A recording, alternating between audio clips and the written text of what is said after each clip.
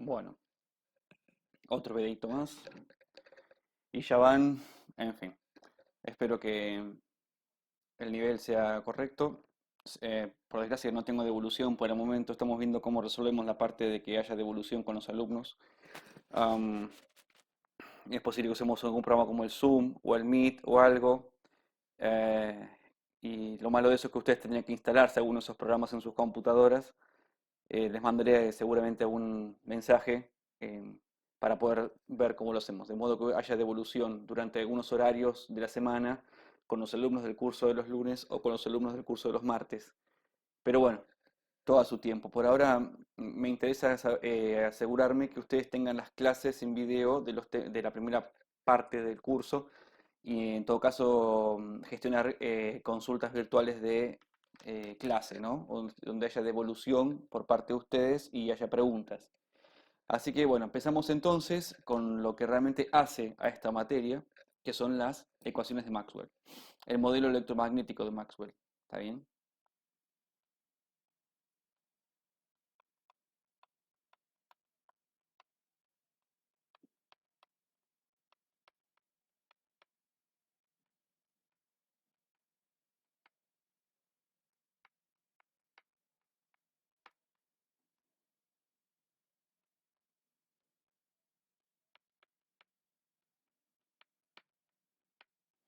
En realidad, este título está un poco mal dado, porque no es cierto que es el modelo electromagnético de Maxwell, dado que él no fue quien definió las ecuaciones, sino más bien él le hizo un aporte concreto a las cuatro ecuaciones que voy a pasar a escribir a continuación, y con el devenir de matemática más apropiada y escritura más compacta de la matemática, se puede presentar el modelo electromagnético mediante el funcionamiento y el acople de estas cuatro ecuaciones que yo voy a enumerar de manera absolutamente arbitraria, ¿ok? La divergencia del vector D, que después lo voy a bautizar, es igual a la densidad volumétrica de carga. La ecuación que yo bautizo como 2 y así la voy a usar durante todo el curso. Habrá otros docentes que bauticen con diferentes números, no interesa. El rotor del campo eléctrico es igual a menos la derivada del vector B respecto del tiempo. La ecuación 3, la divergencia del vector B es igual a 0. Y la ecuación 4, el rotor del campo magnético H es igual a J, que es la densidad superficial de corriente, más dd a dt. Específicamente, el aporte de Maxwell, si ustedes quieren, tiene que ver con la inclusión de ese término que después vamos a discutir. Am, este es el modelo electromagnético y es lo que vamos a hacer durante todo el curso. La mínima excepción al funcionamiento de estas cuatro ecuaciones será cuando tratemos línea de transmisión. Pero de aquí se deducen o aparece la electrostática,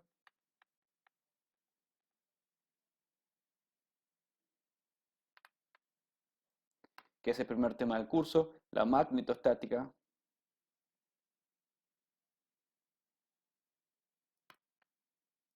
ondas, y a partir de ahí las ondas las podemos tener libres en medios con pérdidas, medios ideales al principio, sin pérdidas, en medios reales, con pérdidas. Y después las ondas pueden no estar libres, no viajar libres, sino más bien estar guiadas. Entonces tenemos guías de onda metálicas, guías de onda dieléctricas.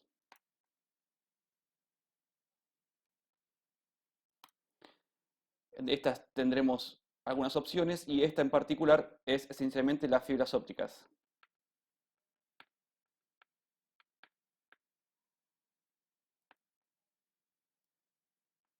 ¿Ok? Pero esencialmente el curso consta de toquetear estas cuatro ecuaciones de alguna forma, tal que cumplan o se ajusten a ciertas condiciones y aparecen estos temas que acabo de mencionar. Naturalmente hay otros más que el curso no trata, pero esencialmente sí nos importan estos temas que acabo de expresar ahí adelante. Nótese entonces que tenemos, por ejemplo, tenemos vectores como el vector D, el vector campo eléctrico, el vector B larga, J, ¿ok? Son todos vectores. Y H también, vectores. Eso estuvo mal, perdóneme.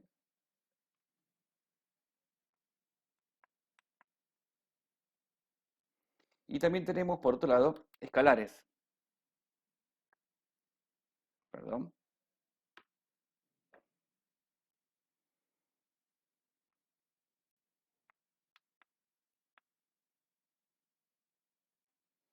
¿Sí?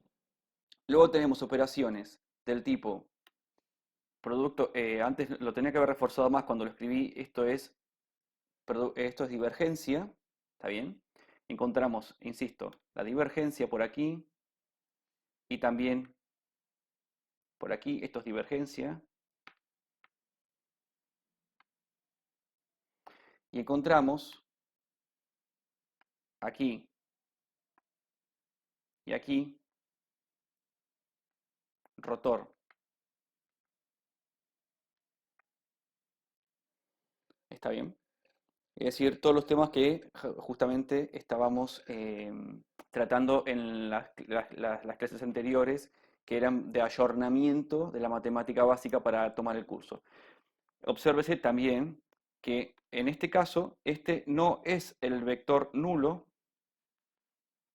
porque tenemos la divergencia del vector b. Hacer divergencia de un vector implica como resultado obtener un escalar, de modo que este cero es un cero escalar.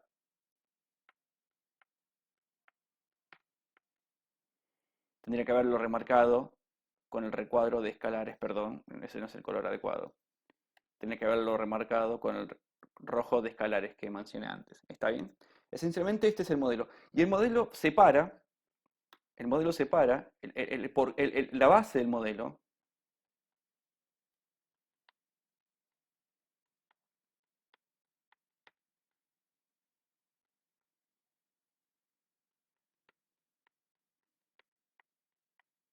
radica en la carga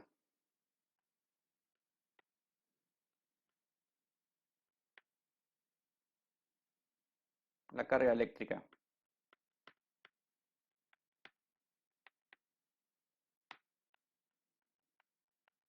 De no haber carga eléctrica, esto todo no ocurriría. Solo que la existencia y el movimiento de esa carga eléctrica va a producir diferentes fenómenos electromagnéticos en estática o en dinámica o en cinemática, depende cuál sea el enfoque en cada caso. Pero esencialmente lo que a nosotros nos interesa es la carga eléctrica. Y la unidad de carga eléctrica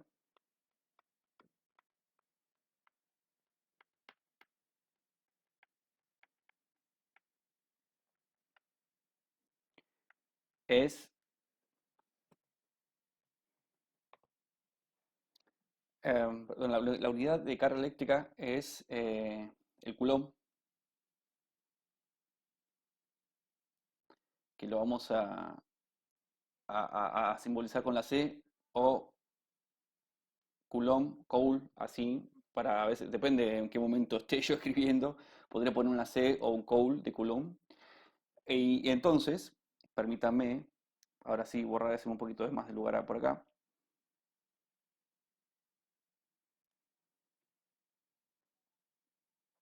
La existencia, el electrón es la unidad de la carga eléctrica más chiquita, la fracción más pequeña que vamos a aceptar en este curso de carga. Y la carga del electrón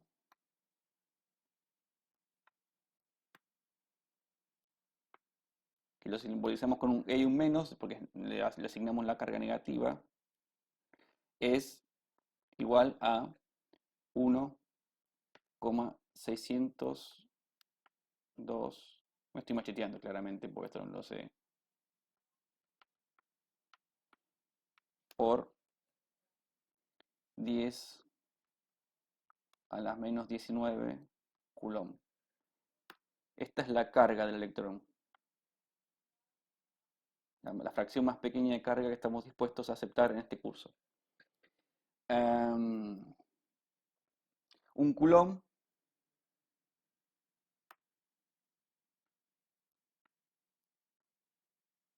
implica 6,242 por 10 a la 18 electrones libres. ¿Ok? Y en esto se para el modelo electromagnético. En algunos casos tendremos el electrón estático,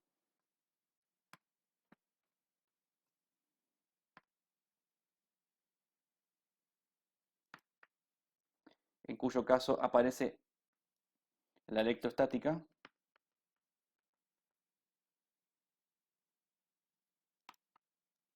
En otro caso tenemos al electrón en movimiento continuo,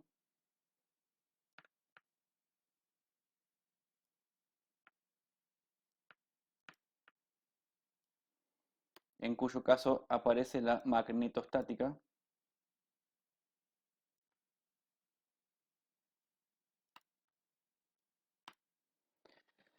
Y después tendremos, no me entra ahí por desgracia, a ver dónde me hago un poco de lugar, por acá arriba, que parece que es buenísimo este espacio.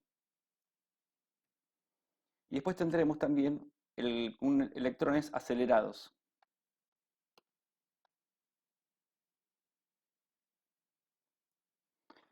Y en ese caso aparecen las ondas. Y otra cosa más que agregar es lo que ocurre cuando estamos muy lejos del electrón.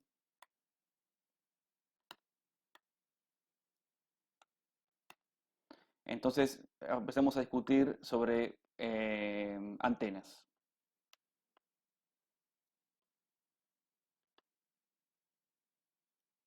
¿no? El efecto de movimientos de electrones muy lejos, acelerados, ¿no? Muy lejos del lugar donde ocurre, ¿está bien? Donde estoy yo parado para ver el fenómeno. Entonces vemos el efecto remoto y lejano de la aceleración de estos electrones. Pero esencialmente de esto se trata el modelo electromagnético que acá llamamos de Maxwell. Así que a continuación vamos a discutir cómo se llaman cada uno de todos estos símbolos extravagantes que están por acá y las unidades que le corresponden. Bueno, estaba la primera ecuación, la que bauticé como número 1, que decía la divergencia del vector D, la divergencia siempre hay que marcarla con un porotito más o menos grande, igual a ρ. Bueno, de entrada acá aparece algo que es muy importante y lo voy a tratar sobre el final de este video, que es ρ. ρ es, después lo voy a dejar más claro, pero ρ es la densidad de carga volumétrica.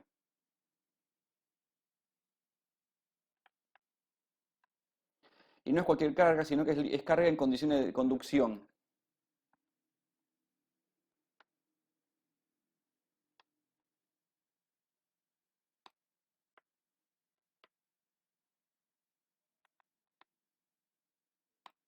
Libre.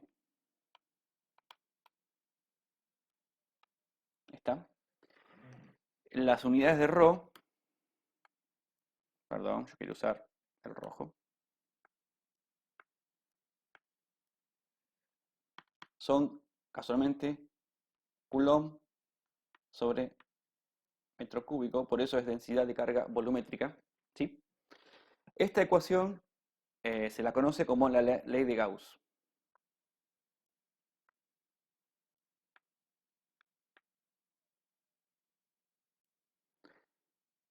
en su expresión diferencial.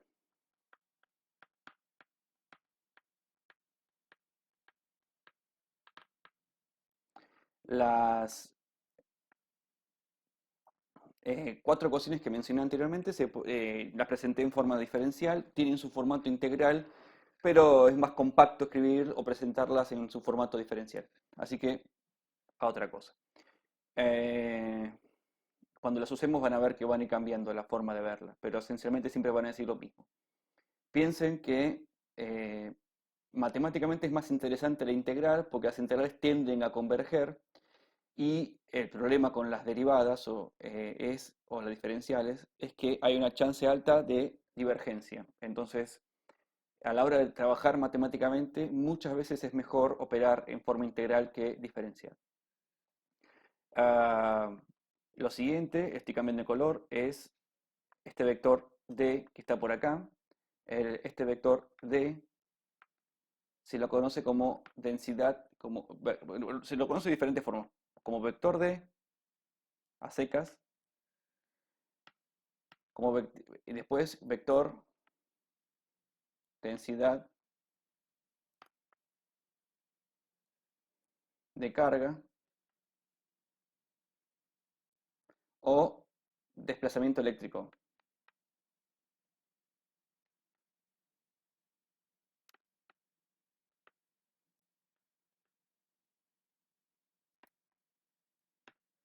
En particular, la comprensión del desplazamiento eléctrico la van a entender mejor cuando discutamos medios, ¿ok?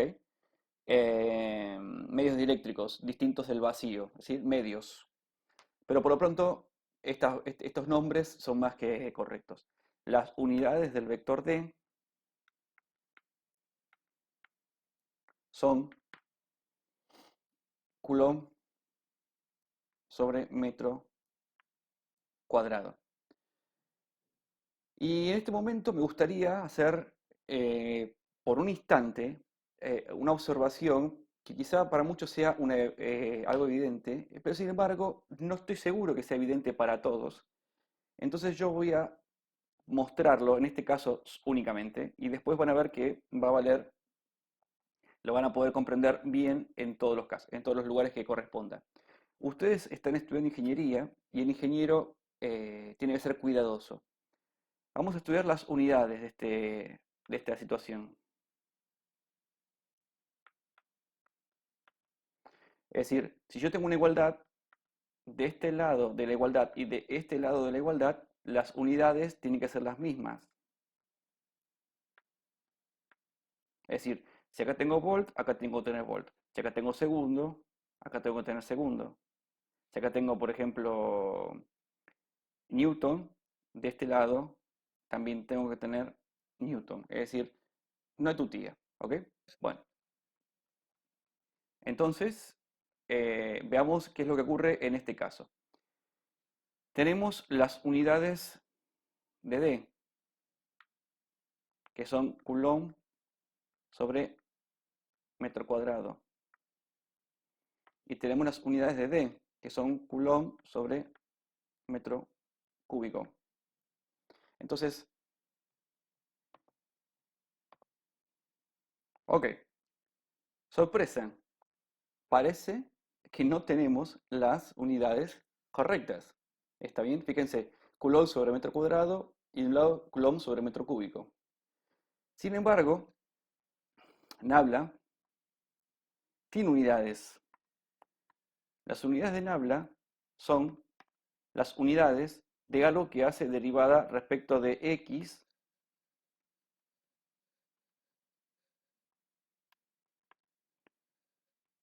más y versor, derivada respecto de y, j versor, más derivada respecto de z,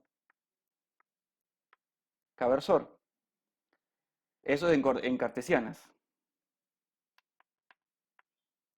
Créanme que si ustedes miran en la expresión de Nabla, en los otros sistemas de coordenadas, siempre debajo está la derivada respecto de alguna variable espacial. Y si la derivada no es respecto a una variable espacial, debajo está acompañada alguna variable espacial que le da carácter que caracteriza, perdón, sus unidades en casualmente 1/metro. Por lo que ahí aparece la unidad que faltaba. ¿Está bien? Esto compensa nuestro problema de unidades. Entonces tenemos Coulomb sobre metro cúbico igual a Coulomb sobre metro cúbico. Entonces, finalmente, esto ocurrirá siempre que aparezca un operador nabla. Atención también, porque si acaso ocurre que lo que tengo por ahí perdido es una derivada parcial respecto del tiempo, entonces las unidades de esto también serán 1/segundo, como por ejemplo ocurre en la cuarta ecuación de Maxwell que les presenté hace un instante. Ok, veremos entonces cómo sigue esto. En fin, em, veremos entonces ahora la siguiente ecuación de Maxwell, que es la que yo bauticé como la 2. La segunda ecuación de Maxwell, que es el rotor del campo eléctrico E, es igual a menos la derivada respecto del tiempo del vector B. A esta ecuación se la conoce como la ley de Faraday-Lenz.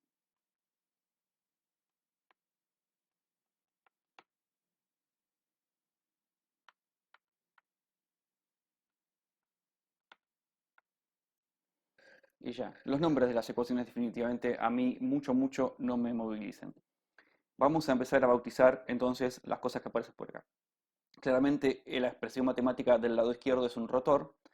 Vamos a ver entonces cómo vamos reescribiendo esto ahora coloreando un poco el tema, ¿no? Nos encanta hacer colores, a nosotros, por lo menos a mí. Entonces, esto que aparece por acá, que es el E, con una rayita, es un vector, claramente es el vector campo eléctrico.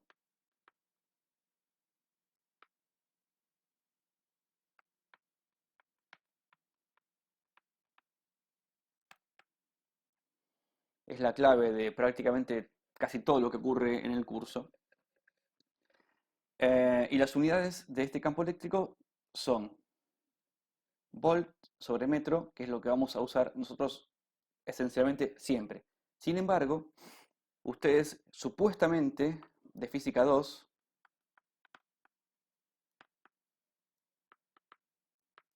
llegaron a esta ecuación de alguna forma desarrollando lo que era la ley de Coulomb, ¿está bien?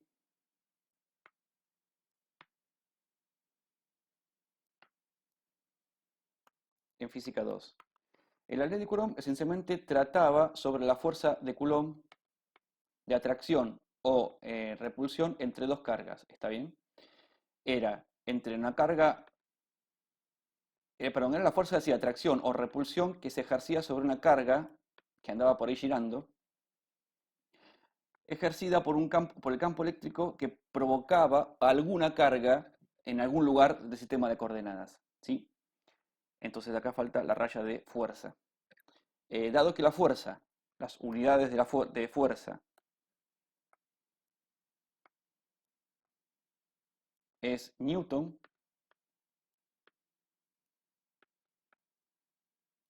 en el sistema internacional de medidas, con una N, entonces, si yo asumo que la carga, las unidades de carga es el Coulomb, como ya fue dicho, entonces, despejando, también puedo decir que las unidades de campo eléctrico pueden ser Newton sobre Coulomb. Pero estas unidades nosotros prácticamente no las vamos a usar, no son de interés para ondas electromagnéticas, son de interés exclusivamente cuando uno trata con la fuerza colombiana. ¿Ok? Bueno, lo siguiente entonces es estudiar qué es lo que le pasa a este vector B que anda por ahí girando también en esta merezunda. B es la densidad, es el vector de inducción magnética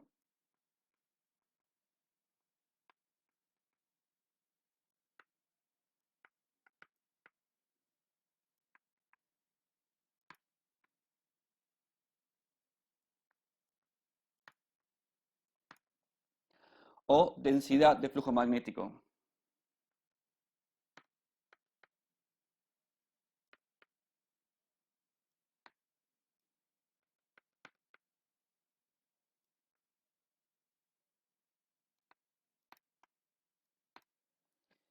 Las unidades de B son el Weber sobre metro cuadrado, que se puede escribir como volt por segundo del Weber sobre metro cuadrado, o el Tesla. El Tesla se vincula con el Gauss de esta manera. Un Tesla son 10 a la cuarta, son 10.000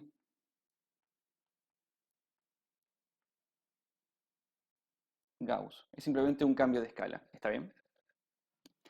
Eh, Hay algo muy importante en esta ecuación que llamamos de Maxwell, eh, que tiene que ver con este signo menos. Ese signo menos es clave para si no la naturaleza sería una caja mágica generadora de energía.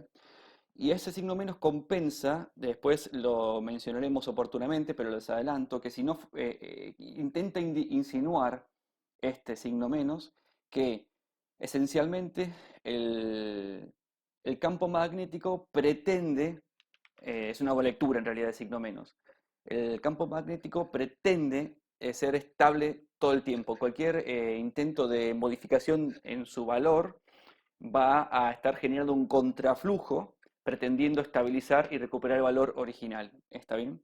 Si no fuera por ese signo menos, un transformador, como el que ustedes conocen, que puede ser 220 a 110, generaría energía infinita y eso sabemos que no ocurre. Así que ese signo menos hace que la naturaleza sea lo que uno conoce y no una generadora de energía infinita.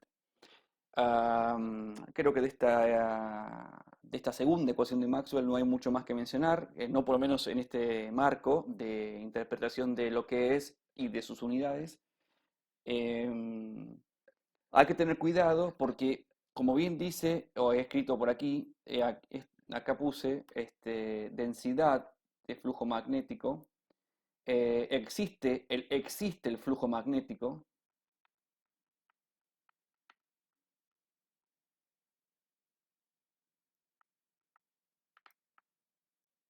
Dependiendo de la literatura, hay diferentes simbologías. Nosotros vamos a usar la siguiente. Y este es el flujo magnético. Y el vector V es densidad de flujo magnético, como una de sus acepciones. ¿Ok? Seguimos entonces con las siguientes ecuaciones de Maxwell. Pero antes me gustaría dejar claro que ahora justamente en la siguiente ecuación, o en la otra, perdón, en la 4 va a aparecer justamente H, que es justamente campo magnético a secas. Estos H y B en nuestro curso se van a aparecer un montón.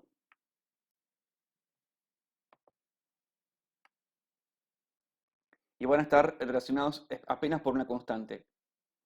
Pero en realidad, mucha gente se refiere a B como campo magnético y no es campo magnético, sino que es vector de inducción magnética o densidad de flujo magnético, ¿ok? No es H que sí es el campo magnético. Atención con eso, en este curso podría traernos problemas. en la primera parte, porque después, esencialmente, prácticamente, todo el curso va a transcurrir en términos de h, cuando hablemos de ondas, y no vamos a prácticamente volvernos a acordar nunca más de B, una vez que hayamos pasado la parte magnetoestática, con excepción de llegar al dipolo elemental, que es la antena, que vamos a tener un nuevo contacto con el vector de inducción magnética B, ¿ok? Bueno, ahora sí, la tercera ecuación de Maxwell, que reza de la siguiente manera, o yo por lo menos la tengo escrita así, que es que la divergencia del vector de inducción magnética es igual a cero. Cero escalar, no cero vector nulo. En esta ecuación, honestamente, no hay nada nuevo que discutir y ya. Quisiera aprovechar de repente la oportunidad para que se vea lo siguiente. En la 2, yo para no tener que andar borrando el slide anterior, que decía que el rotor del campo eléctrico E es igual a menos la derivada de B respecto del tiempo. Veamos aquí el tema de las unidades, me parece que vale la pena hacerlo. Tenemos el rotor, que es 1 sobre metro, el campo eléctrico, que es volt sobre metro, y después tenemos el vector de inducción magnética, que es, perdón, primero vamos a poner el tiempo, la derivada respecto al tiempo, que es 1 sobre segundo, y después tenemos entonces a B, que me conviene escribirlo, según lo que ustedes vieron antes, como volt por segundo sobre metro cuadrado. Simplemente, por una cuestión de coherencia, voy a hacer lo que suelo hacer, que esto es derivada respecto al tiempo, y B lo pongo en azul. Entonces, esto es negro.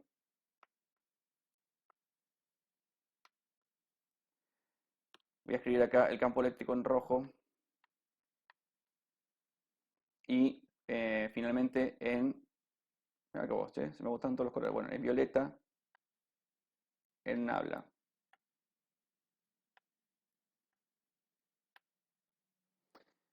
Entonces ustedes verán que de este lado me queda volt sobre metro cuadrado igual a tacho segundos, se me queda de vuelta volt sobre metro cuadrado. De modo que funciona esto impecablemente, ¿sí? Ahora sí, vamos a la última ecuación de Maxwell. En fin, la ecuación cuarta de Maxwell. Antes no les dije cómo se llama, ahora se lo voy a escribir. El rotor del campo magnético H es igual a J más derivada respecto al tiempo del vector D. Esta se llama la ley de Ampère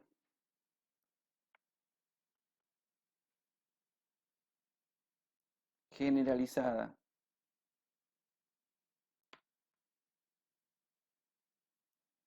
Quizá ustedes, el generalizada implica que existe en esta expresión este término. La ley de Ampère a secas, quizá ustedes vieron en física 2 sin llegar a la ley de Ampère generalizada, es esta que está acá. Y entonces este es el aporte de Maxwell en todo este cuento. Ahora vamos a discutir en particular qué viene a significar eso que está ahí, ¿sí? Primero, déjenme, así no queda colgado, aunque queda levemente intercalado, quiero bautizar a la ecuación anterior. Esta expresión que está aquí, se llama ley de Gauss del magnetismo.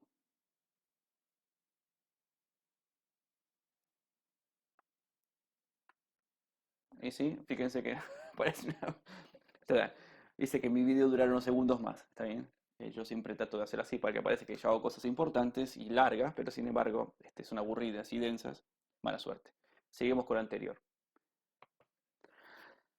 Entonces, vamos a hacer las cosas bien. O no sé si bien, pero veremos qué pasa. Primero borro el H y lo escribo en color rojo. Entonces H, como ya les adelantaba por ahí, es campo magnético.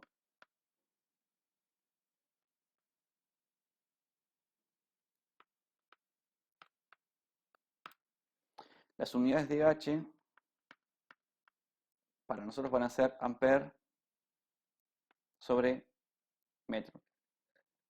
Y algo parecido que lo que pasaba con el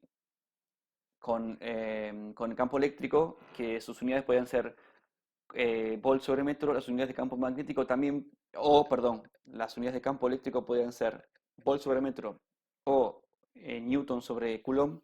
Con el campo magnético también puede pasar algo semejante que no voy a detallar porque también tenemos la fuerza de Lorentz.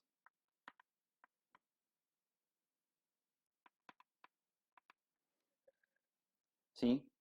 Que tiene que ver con lo que le ocurre a una carga en movimiento transversal respecto a un campo magnético.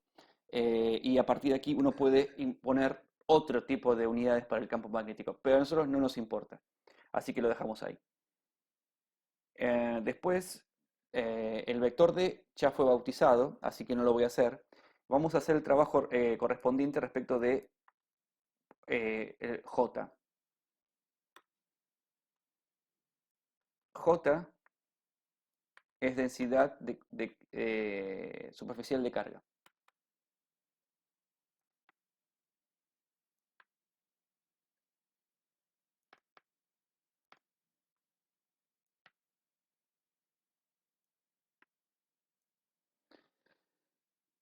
Obsérvese un detalle. Em, esta densidad de carga está orientada, ¿verdad? Porque es un vector. Entonces, si yo tengo un corte, esto es la parte de un conductor de sección rara, y esta es la sección. Vamos a hacer una sección normal y ya, porque si no. Este es un conductor cilíndrico y esta es la sección. Entonces, J, y por acá circula una corriente I por este conductor, es densidad de corriente, perdón, J es densidad superficial de carga. Yo dije mal, no es de carga, perdónenme, es de corriente.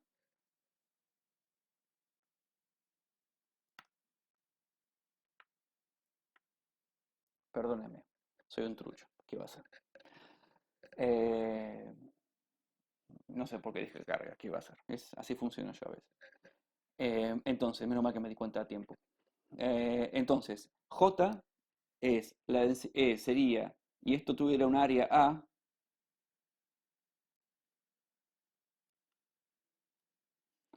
si la densidad de corriente es constante en todo en ese corte, J sería la corriente I dividido el área, pero con este vector normal a la superficie. Ese vector le da carácter, orienta a esta densidad de corriente superficial, ¿ok? Y es importante. Ahora, si lo que yo tengo es una densidad de superficial de corriente y eso está expresado con J, entonces la derivada de D respecto del tiempo esencialmente también tendrá que ser una densidad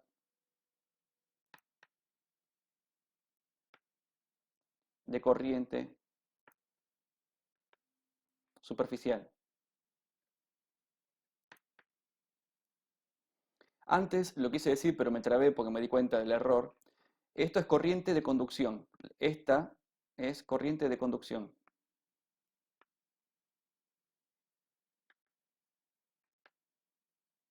Lo escribí demasiado mal, pero lo voy a escribir bien porque si no, después.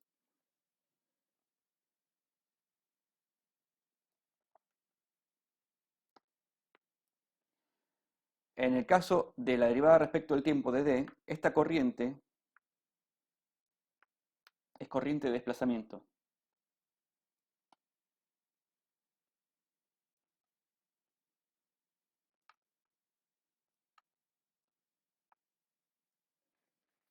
¿Está bien? Y esa es la magia de Maxwell en todo este cuento. Vamos a discutirlo con un dibujito. Entonces, el rotor, vamos a hacerlo en negro.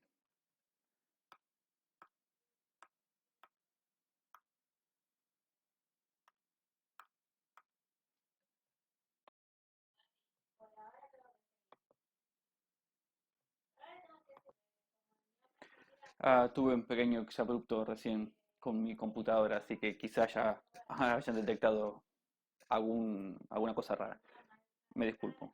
Bueno, entonces, siguiendo con esta clase, eh, queremos discutir sobre la diferencia entre corriente de conducción versus corriente de desplazamiento, que es lo que pretende marcar el título. Ah, entonces, eh, espérenme un segundito.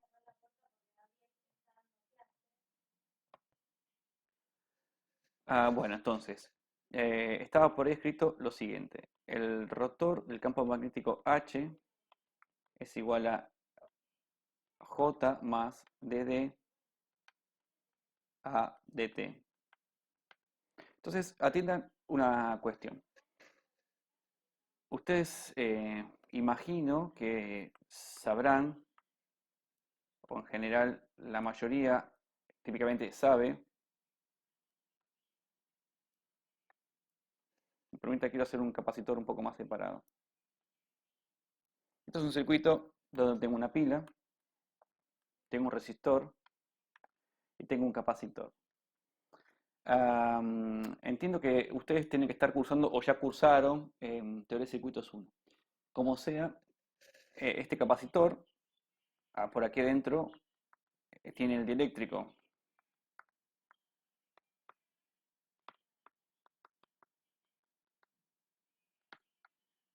Un dieléctrico es totalmente distinto de un conductor. Es decir, a primer orden, si el dieléctrico es perfecto,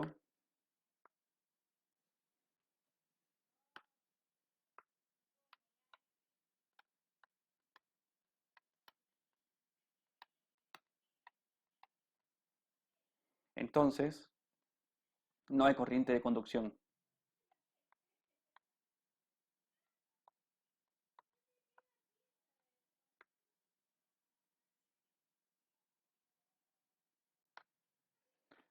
Por el contrario, si el conductor es perfecto,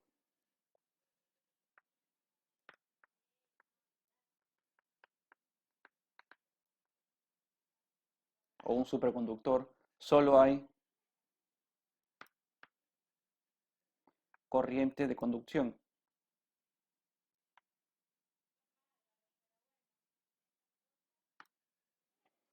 Ok, ustedes supuestamente saben que la corriente por el circuito es constante, dado que este circuito no tiene más que una sola malla, ¿está bien? Y esta corriente I es la misma en todo momento del circuito, al margen de que, producto de la carga del capacitor, para aquel que lo entienda, esa corriente vaya mermando, pero va a estar mermando en todos los puntos del circuito al mismo tiempo, es decir, la corriente va a tener el mismo valor en cualquier lugar del circuito que uno lo pudiera medir. Entonces, si uno agarrase una lupa y pudiese observar en ese conductor, nada, uno observaría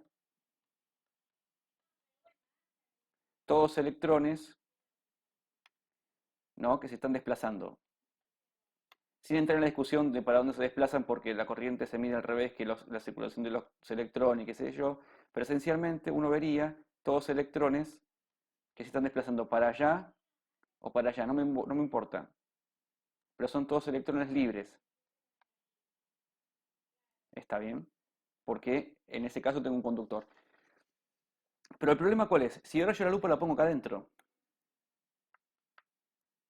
¿está bien? Si yo ahora agarro la lupa y miro de ahí, no tengo electrones libres. Es decir, yo vería, asumiendo que eso tiene una geometría, no sé por qué se me antoja ahora hacerla así, pero si la geometría del capacitor fuera esencialmente un prisma, acá no hay electrones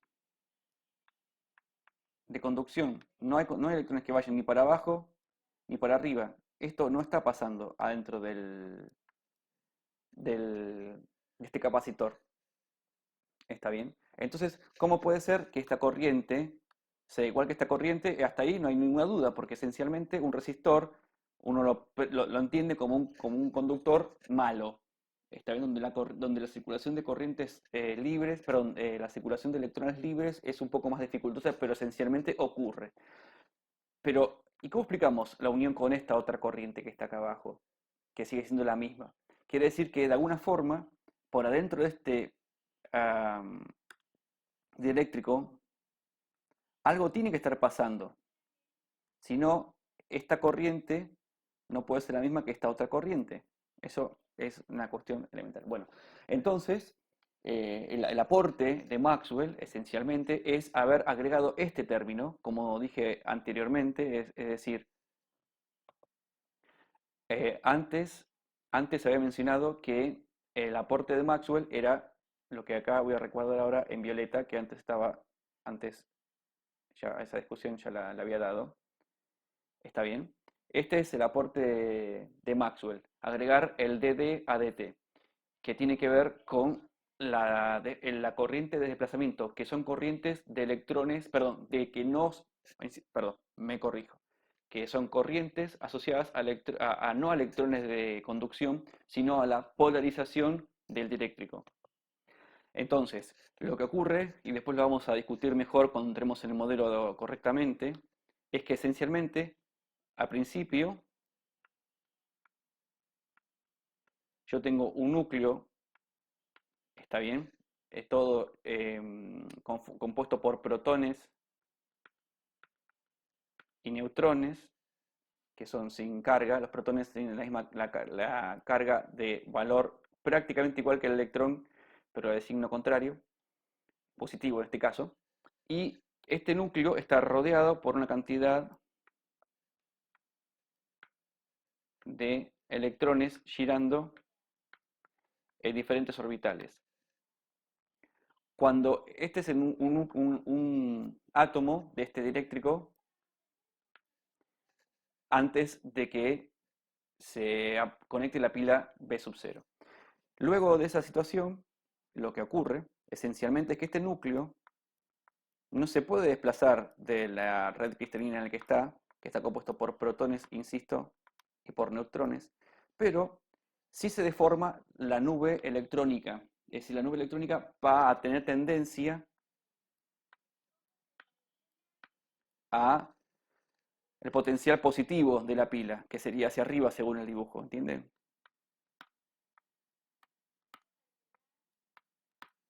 Esto va a dar la sensación de que hubo una corriente, ¿está bien? Producto del desplazamiento de la nube electrónica.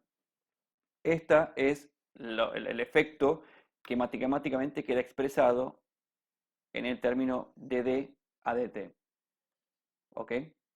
Eh, y eso es lo que Maxwell agrega a las ecuaciones que anteriormente ya estaban escritas, ¿está bien? Al margen de que él genera el compendio.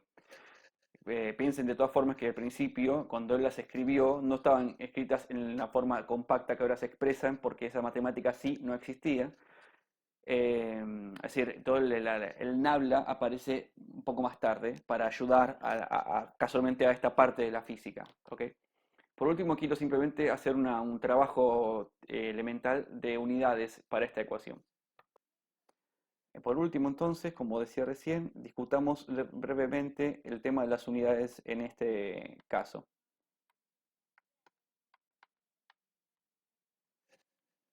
Creo que esto es parte de la ingeniería. De hecho, en el curso, aquel que no reconozca y escriba con corrección las unidades, va a tener algunas dificultades. Tenemos el metro dividiendo del Laplacian, del operador Nabla. Tenemos el ampere sobre metro del campo magnético. Y por acá tenemos entonces, a ver, en color verde, ampere sobre metro cuadrado, las unidades de J, que creo que antes no las escribí, pero en este caso lo estoy haciendo. Y después acá tenemos el 1 sobre segundo de la derivada respecto del tiempo. Y por último, el coulomb sobre metro cuadrado de D. Entonces, estas dos componen un ampere sobre metro cuadrado que ya está chequeado con el J, ahí no hay problema. Y entonces, finalmente, por acá tenemos coulomb sobre segundo por 1 sobre metro cuadrado. La corriente, una corriente I, esencialmente es delta de carga sobre delta de tiempo. Es decir, esencialmente es coulomb sobre segundo. Entonces, esto se transforma en ampere. Confirmando en última instancia las unidades de los tres términos en este caso, ¿sí? Que tenía que ocurrir, ¿verdad? Si no, algo estaba fallando. Bueno, aparte de las cuatro ecuaciones de Maxwell que relacionan campo eléctrico y campo magnético, es decir, perdón, escritas como las voy a escribir, fíjense, tenemos divergencia del vector D igual a ρ. Rotor del campo eléctrico igual a menos dB a dt. Divergencia del vector B igual a 0. Y rotor del campo magnético H igual a J más dd a dt. Si yo le dijese que la magia está en que el campo eléctrico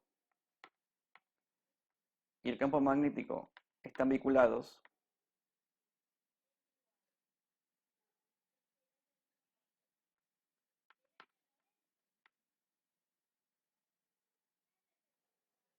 y esto es lo que tiene que pasar para que todo pase, entonces surge la pregunta, ¿y dónde están vinculados? Porque, es decir, tengo el campo eléctrico estrictamente acá y el campo magnético estrictamente acá. Permítame poner H acá en color verde. ¿Y entonces dónde están vinculados? ¿O cómo están vinculados? Bueno, lo que falta en todo este cuento son las relaciones constitutivas.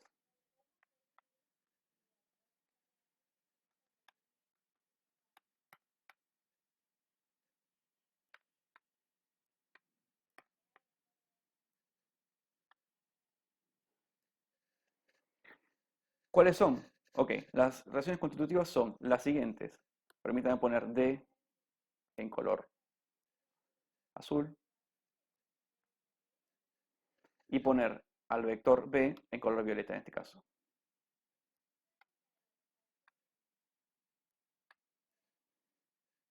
Hay dos relaciones constitutivas. Una para campo eléctrico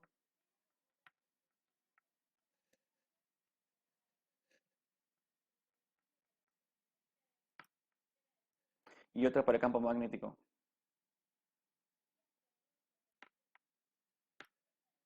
La de campo eléctrico es que el vector D se relaciona con el campo eléctrico E mediante un elemento que se llama, donde epsilon es la permitividad eléctrica.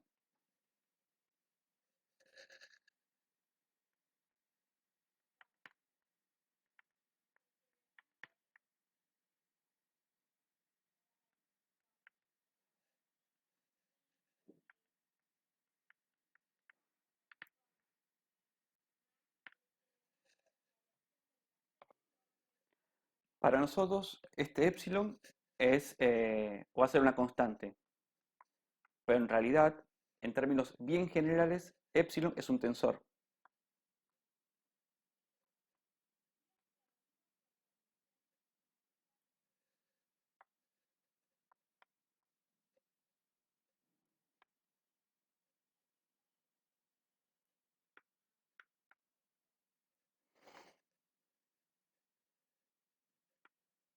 El porqué de esto ahora lo voy a discutir. Tiene que ver con el tipo de medios que vamos a estar tratando en el curso.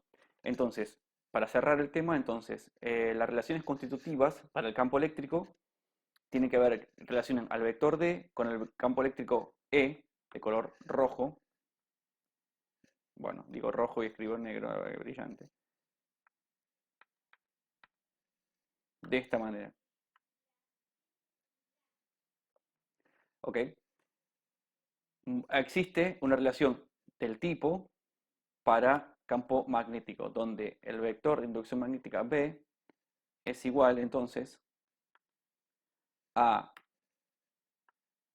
mu, que voy a adelantarme, voy a poner un cero, ¿ok? Relacionado con el campo magnético H.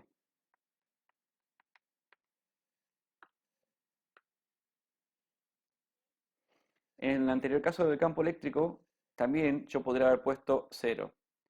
Eh, si yo hago epsilon cero, el cero lleva implícito que es respecto al vacío.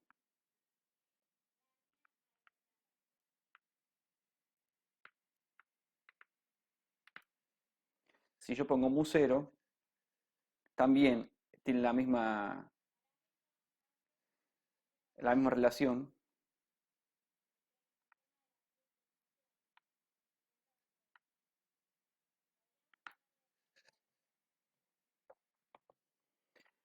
Mu cero es la permeabilidad magnética. ¿No quiere escribir?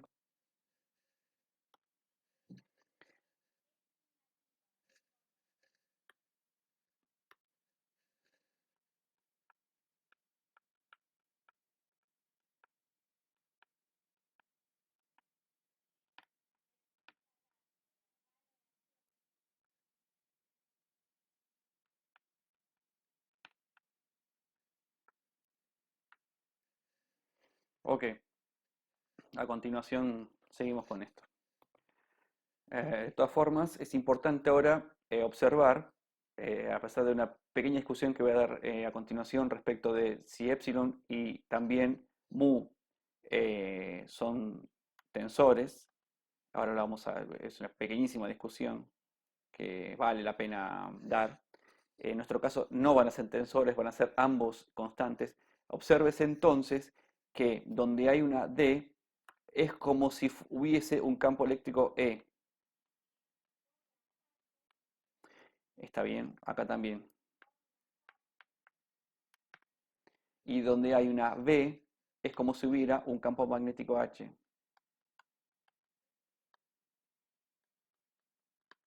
Entonces, ahora sí validamos que campo eléctrico y campo magnético están vinculados y eso lo ponen de manifiesto las ecuaciones de Maxwell. Está bien. De todas formas, no está bien tachar y poner porque hace falta agregar alguna constante por ahí girando que hace el acomodo de las unidades, ¿no?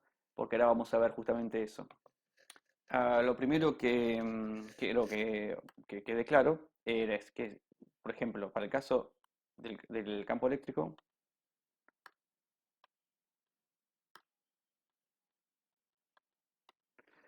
si yo estudio las unidades, esto es Coulomb bueno, sobre metro cuadrado.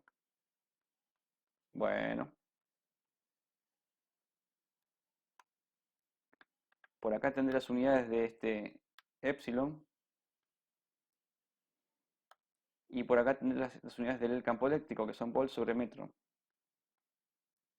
Entonces, fíjense que tengo que acomodar volt sobre metro a Coulomb sobre metro cuadrado. Me está faltando, es decir, dar impresión, me está faltando, por lo pronto, un metro ¿verdad? Que me acomode el metro cuadrado de abajo.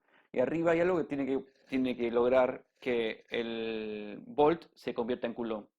La forma de convertir volt en coulomb es decir, yo tenía que poner esencialmente acá arriba coulomb sobre volt. Casualmente, coulomb sobre volt es faradio.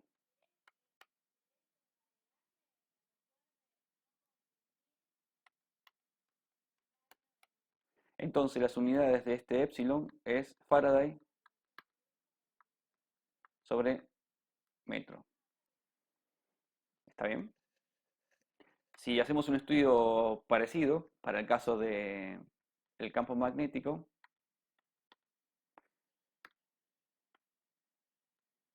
acá me podría haber puesto el cero. Igual no cambia el tema del cero, pero no importa. Vamos a mantener el tema ese. Entonces, de este lado podemos tener Tesla o te podemos tener, como dijimos en su momento, nos convenía, por ejemplo, a volt por segundo sobre metro cuadrado. Entonces, por acá estarán las unidades de este mu0 y más adelante tengo las unidades del campo magnético que es ampere sobre metro. ¿Cómo acomodo? Entonces, naturalmente me hace falta de vuelta este metro por acá abajo. ¿Y cómo hago para pasar ampere a volt por segundo? Entonces, recordemos que el ampere es carga sobre segundo, ¿no? Luego, para convertir Coulomb en volt, lo que tengo que hacer es dividirlo por Faraday. Y esto me da volt. Entonces, tengo que primero dividir por segundo para convertir ampere en Coulomb. Después, tengo que dividir por Faraday para convertir el Coulomb en volt. ¿Ok? Y después tendré que multiplicar aparte por segundo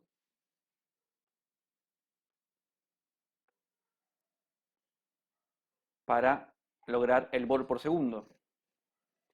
Entonces, esencialmente lo que tengo que hacer es dividir ampere por Faraday, ¿ok? Perdón, cometí una pequeña equivocación. Vamos a hacer esto de vuelta, que no es nada complicado. Déjenme un segundito, pasar las cosas bien. Uno se apresura, pero hacemos acá. Para convertir ampere, vamos a hacerlo negro. Ampere en Coulomb, lo que tengo que hacer es multiplicarlo por segundo.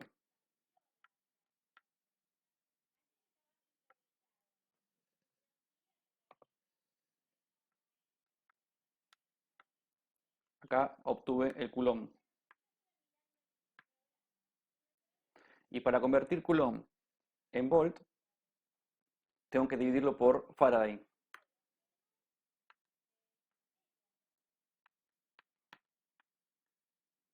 Y ahora sí, en este caso, obtuve volt.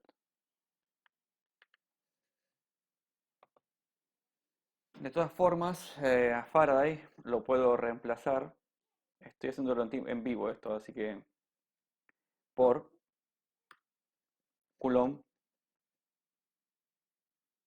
sobre volt.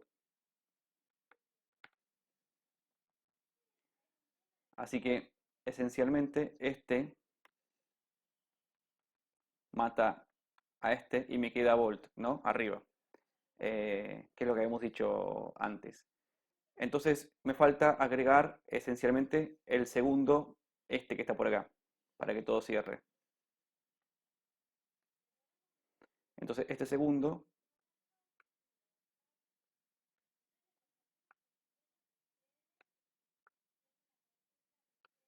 lo agrego por ahí.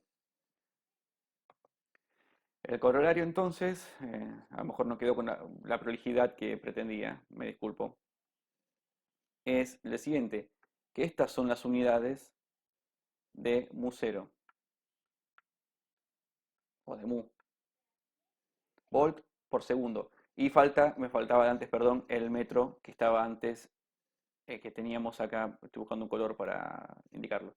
Este metro que habíamos puesto por acá, que lo habíamos ya puesto de antemano, lo ponemos de prepo y ponemos acá dividiendo ese metro que hemos definido al principio. Ahora lo voy a escribir bien para que quede bien. Pero bueno, nada, estaba intentando hacer un poco de ordenamiento de unidades y ustedes tienen que ser capaces de hacer esto también por su cuenta. ¿Está bien? A ver, vamos a hacerlo. eh, Al final del cabo, finalmente, esto es, como dijimos, volt por segundo. Y así son las unidades de mu0. ¿Está bien? Luego van a ver que epsilon 0, epsilon en realidad,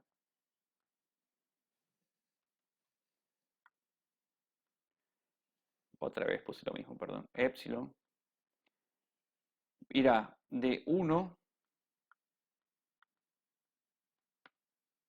menor o igual a un número muy grande, pero pónganle 1000,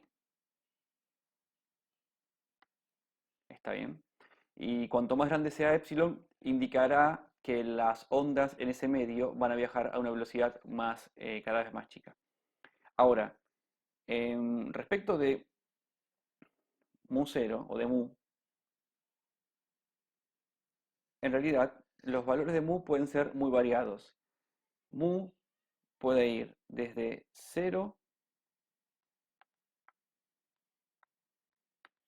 también a un número muy grande. ¿Está bien? Fíjense que la diferencia está en que el límite inferior para epsilon es 1 y en el caso de mu el límite inferior es 0, es decir, no va a ser un número negativo, pero puede ser un número que vaya entre 0 y 1. Entonces, en ese caso les voy a mostrar una curva.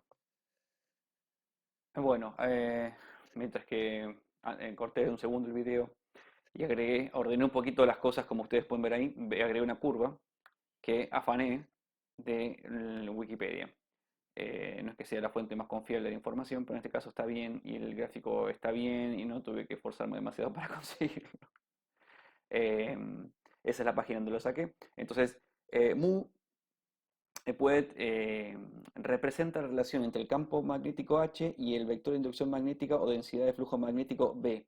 Entonces, fíjense que hay tres curvas que son esencialmente lineales, que tienen que ver, es la azul, que es mu sub P, que está asociado con los materiales paramagnéticos. La roja, que es la que vamos a tratar nosotros, que es para el vacío. Vamos a asumir que todos nuestros materiales se comportan como si estuvieran en el vacío.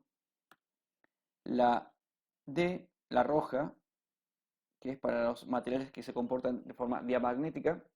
Y mu sub F, que son los ferromagnéticos, que es de color gris. Eh, no sé cómo va a salir esto. ¿Ok? Que son los materiales, bueno, ferromagnéticos justamente, ¿no? Así que nosotros vamos a asumir en nuestro curso que mu va a ser esencialmente siempre mu0. No me deja seleccionar, ahí está, mu0. Este va a ser mu en nuestro curso. No es de interés para nosotros, no por ahora, no en nuestro nivel, que haya un mu distinto de mu0. ¿Ok?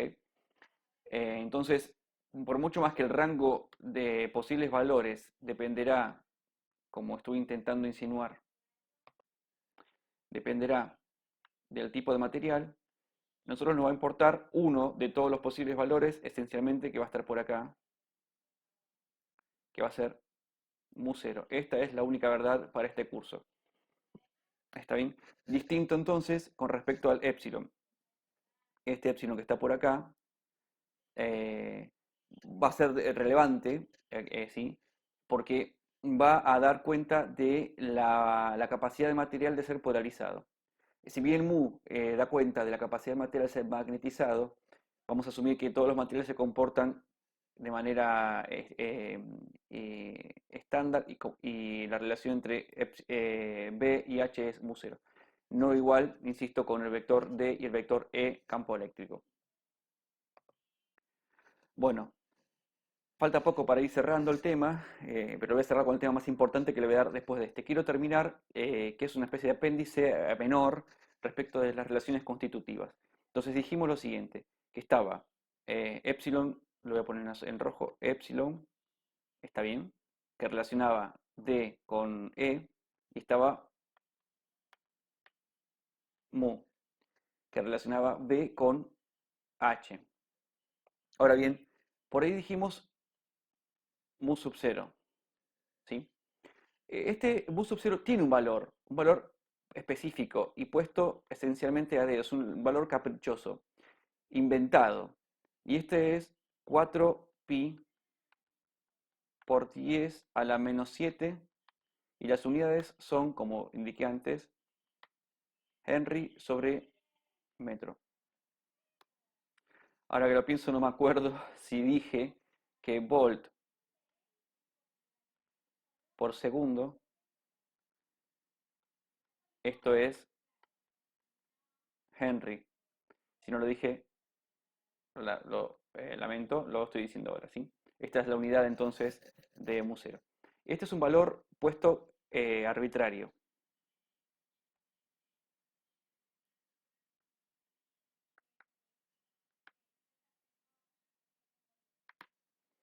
Ok, ahora epsilon 0, epsilon, perdón, hay un valor particular de epsilon que es el epsilon 0, que vale, como dije antes, para el vacío.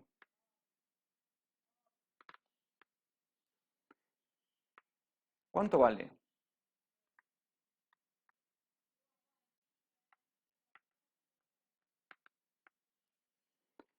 La pregunta es válida y tiene una respuesta. Ahora, antes de responder este valor de epsilon 0, hace falta mencionar un detalle más. La velocidad de la luz,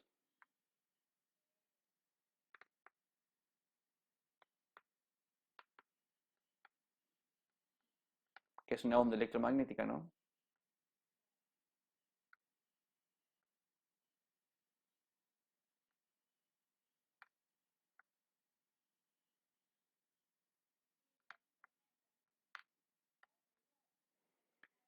En el vacío.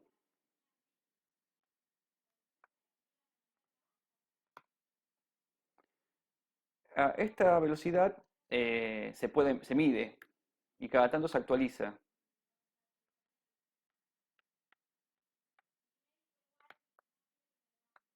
y se hace cada vez más preciso el valor. Me lo tengo que machetear porque tampoco me lo sé y no me interesa demasiado. Este tiene un valor y la letra que representa esta velocidad es c y vale 299.792, perdón, 299 millones 792.458 metros sobre segundo. Ok, ¿está bien? Nosotros en el curso vamos a decir que esto vale 3 por 10 a la octava metros sobre segundo.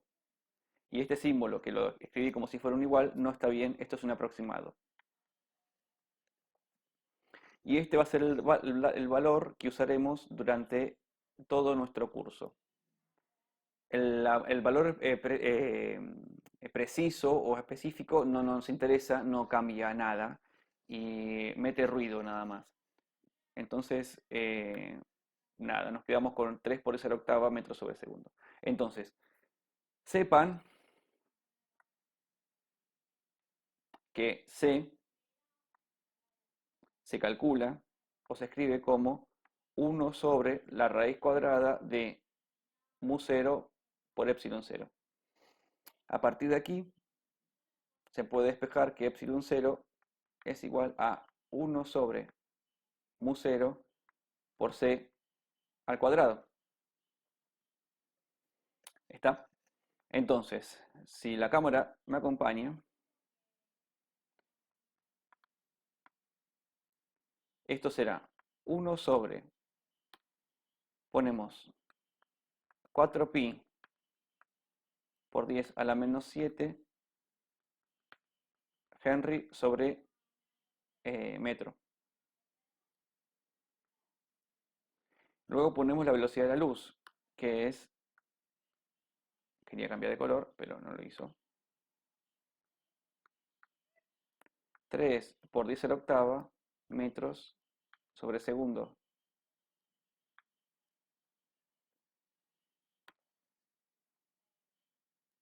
Y esto va al cuadrado. ¿Está? Entonces, tengo que hacerme un poco de lugar para trabajar, así que me voy a... ¿dónde me borro? Eso que tengo infinitos slides, ¿no? Lo hago en uno a continuación. Entonces decíamos que epsilon, pero la gran 7, epsilon 0 es igual a 1 sobre mu 0 por c al cuadrado. Y esto era igual a 1 sobre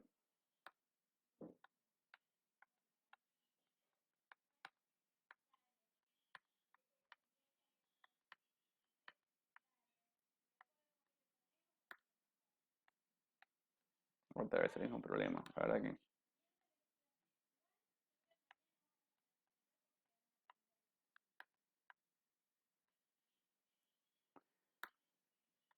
al cuadrado. Entonces, siguiendo un poquito más con esta mecánica de deducción, tendremos 4pi por 10 a la menos 7 Henry sobre metro. Y luego tendremos 9, porque este es al cuadrado, por 10 a la 18, que es del 10, perdón, a la 16, porque es el 10 a la octava al cuadrado, metros cuadrado sobre segundo cuadrado. Podemos ir tachando este cuadrado de acá con este metro de por acá. Y entonces nos queda, a ver, un poquito más, 1 sobre 36 pi. 36 viene de 4 por 9, el pi viene de donde viene. Y arriba sube, va a quedar, perdón, un 10, que abajo es 10 a la menos 7 por 10 a la 16, queda abajo 10 a la más 9, que si sube por arriba, valga la redundancia, queda a la menos 9.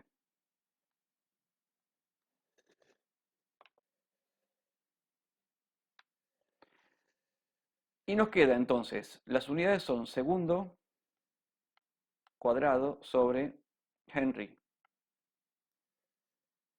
La pregunta es, y un metro cuadrado que está por ahí girando, ¿no? Y el metro que está por acá. Es decir, este que sobrevivió. La pregunta es, ¿esto que está acá se convierte en Faraday? Que son unas unidades que yo estaba intentando, que sé que tienen que tener, así fue bautizado el epsilon. Bueno, eso en realidad de alguna forma quedó antes mostrado en, en las señales anteriores cuando hice otros cambios de unidades, pero lo podemos verificar ahora también.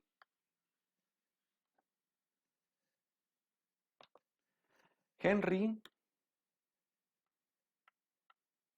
se convierte en volt por segundo sobre ampere.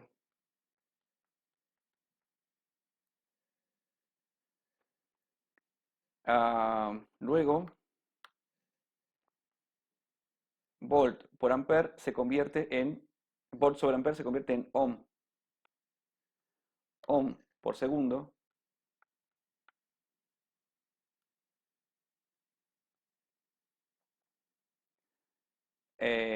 perdón, perdón. Esto no es, esto quedaría así, sí, efectivamente, pero permítanme, hasta ahora, entonces, me está quedando,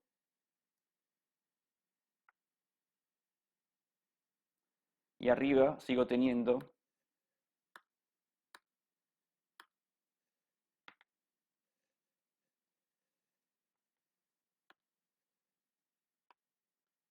el segundo, acá tengo el metro, y arriba tengo segundo cuadrado. Entonces, este segundo elimina este segundo cuadrado. Segundo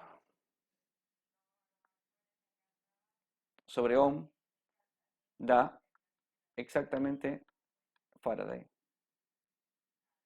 Por ende, obtenemos Faraday sobre metro, que son las unidades que estábamos buscando. Nada, son cosas que voy a hacer durante el curso, ahora que tengo tiempo lo hago con más cuidado. Puede ser medio, sonar a medio trabalenguas, lo lamento. Ustedes tienen que tener la habilidad de poder trabajar con todas las unidades del Sistema Internacional de Medida. Así que, nada, practiquen, háganlo con cuidado, verifíquenlo, pero esto está bien y da lo que tiene que dar. Es decir, entonces que el epsilon cero es, es un valor que se determina determinado.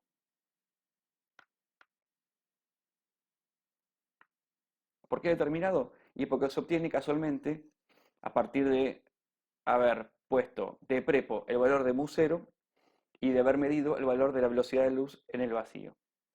A partir de ello se determina este valor de epsilon 0. Ahora, ustedes me pueden preguntar, este valor, es decir, el 1 sobre 36 pi por 10 a la menos 9 Faraday sobre metro. ¿Ese valor de verdad? No, justamente, porque para hacer eso, este valor se obtuvo habiendo supuesto que C era 3 por 10 a la octava metros sobre segundo. Y antes les dije que ese era el valor que nosotros íbamos a poner aproximado, pero no es el valor real de la velocidad de luz. Así que entonces tampoco este es el valor real del epsilon cero. Entonces, en lugar de habernos aventurado de poner un igual, acá tenés que poner un aproximadamente. ¿Está bien?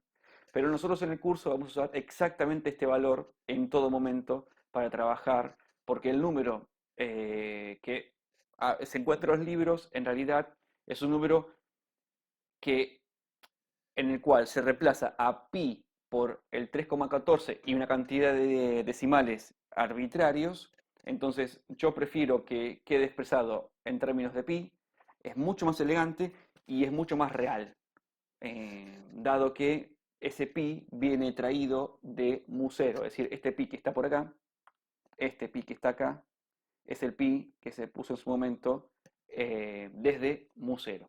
¿Ok? Entonces, esta forma, esta expresión es mucho más elegante y permite simplificar bastante. Ustedes van a ver luego cuando hagamos algunos ejercicios oportunamente. Por último, en su momento, en la primera ecuación de Maxwell, aparecía la divergencia de D igual a ρ. Y yo dijimos que ρ era densidad volumétrica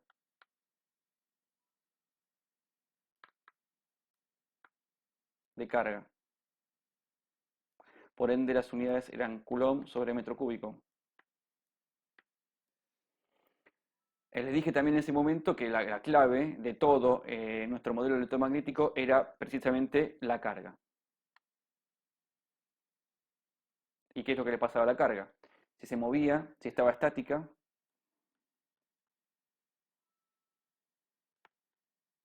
pasaban cosas. Si se movía de manera continua, pasaban algunas cosas. Y si se movía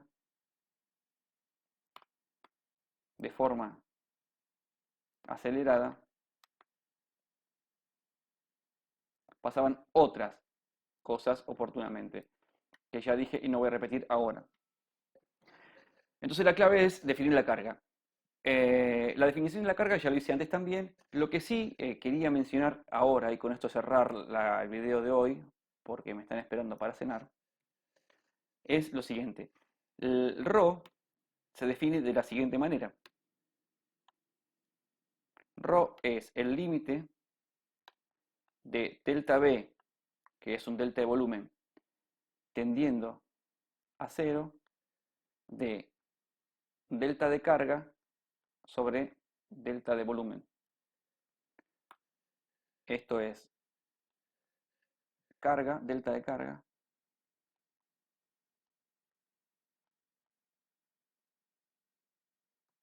y esto es delta de volumen.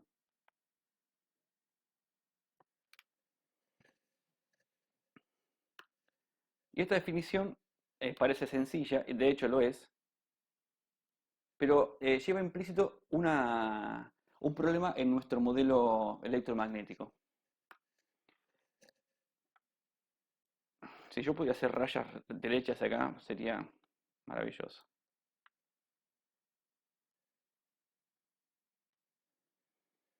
Esto es delta de volumen y esto es delta de carga. Sería genial si para todo volumen, es decir, yo lo que no hice aún es un dibujito, que lo voy a hacer por acá. Yo tengo un volumen. Bueno, volumen.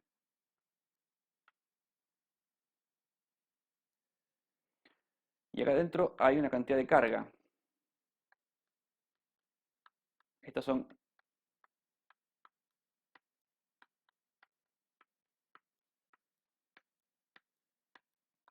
es carga distribuida, ¿verdad?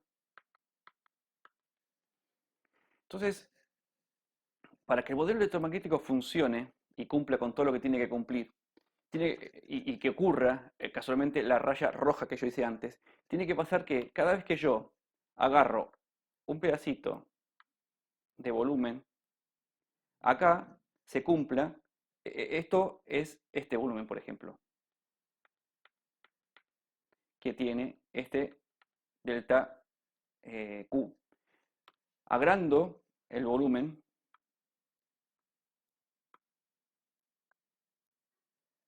y me paro acá. Achico el volumen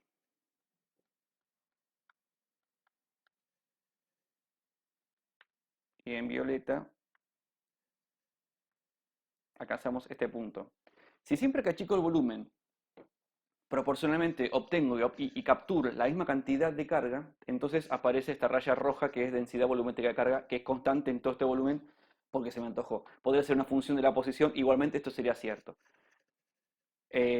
Ahora, este modelo funciona en tanto y en cuanto esta relación entre cantidad de carga y volumen tomado sea constante y se pueda verificar esta recta.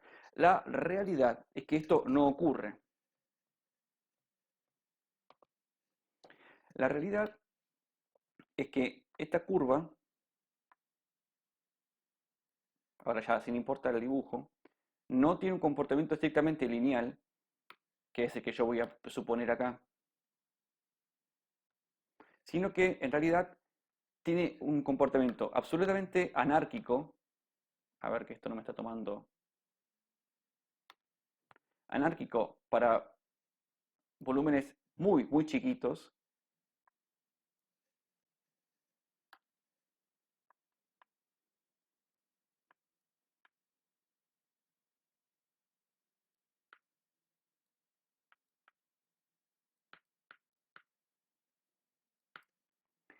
Y luego no se sabe bien cómo opera para volúmenes muy grandes.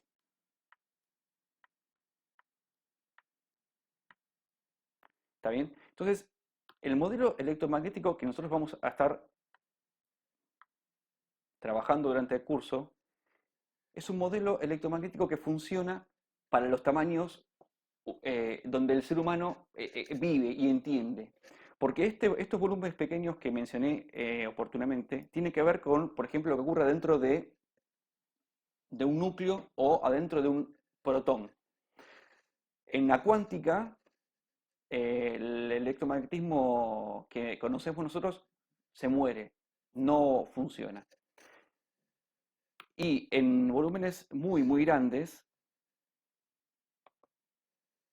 que es donde yo les mostraba estas curvas raras que hacen cualquier cosa que no se sabe qué van a hacer, son tamaños del tipo espaciales, donde este modelo puede no funcionar.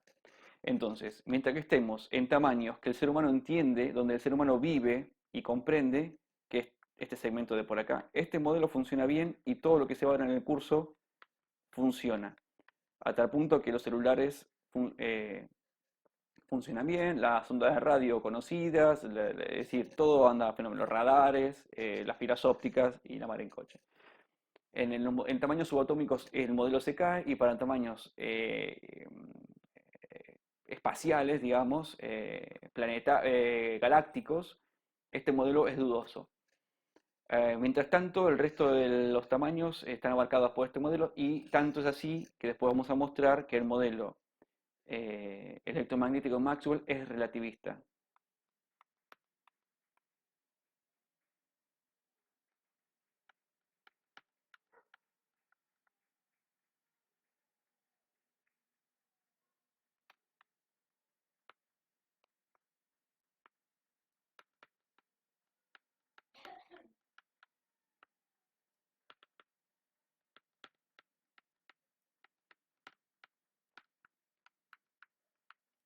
Y no es poca cosa que sea relativista. No es poca cosa. No todos los modelos cumplen con esta condición. Así que, ok, finalmente bienvenidos entonces al curso de medios de enlace. Esta es la presentación del modelo, muy rápida. Lógicamente los libros de la bibliografía recomendada hace una presentación más detallada en algunos casos. Les recomiendo que la lean. Y a partir de el próximo video ya vamos a estar entonces arrancando con lo que se denomina la electroestática.